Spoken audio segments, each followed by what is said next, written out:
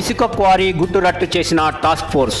మంజీరాలో ఇసుక తవ్వకాలు చేస్తున్న 3 జేసీబీలు, రవాణా 10 వాహనాలు. అవాక్కైన అధికారులు. టాస్క్ ఫోర్స్ పోలీసులు ఇసుక అక్రమ తవ్వకాలు, రవాణాల గుట్టురట్టు చేశారు.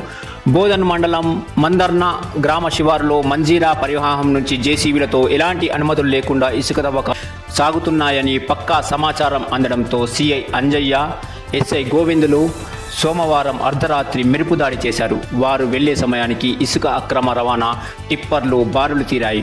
ఏకంగా 3 జేసీబీలతో ఇసుక లోడింగ్ సాగుతోంది. దాదాపు 9 టిప్పర్లు, టెరాస్లు, లారీలు తరలించడానికి సిద్ధంగా ఉన్నాయి.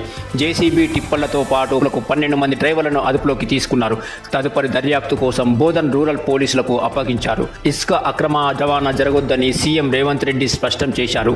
కమిషనర్ సైతం బాధ్యతలు చేపట్టిన మొదటి రోజే ఇసుక విషయంలో కఠినంగా ఉండాలని హెచ్చరించారు. అయినప్పటికీ మంజీరా నదిలో ఇసుక తోడేళ్ల వ్యవహారం టాస్క్ ఫోర్స్కు వెలుగులోకి తెచ్చింది.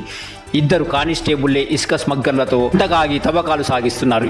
ఆయా ప్రభుత్వ పథకాల కోసం పరిమితమైన అనుమతులతో ఇసుక పర్మిట్లు జారీ చేశారు. కానీ పర్మిట్ల ముసుగులోనే యాదెచ్చగా ఇసుక తవ్వకాలు, అక్రమ రవాణా సాగిస్తున్నారు.